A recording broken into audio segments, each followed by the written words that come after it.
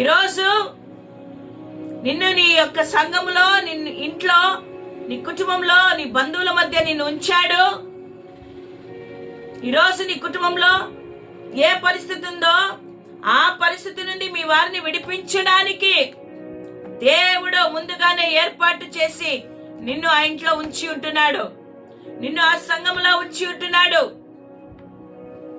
నీవు ధైర్యము కలిగి, విశ్వాసము కలిగి దేవుని బిడ్డగా,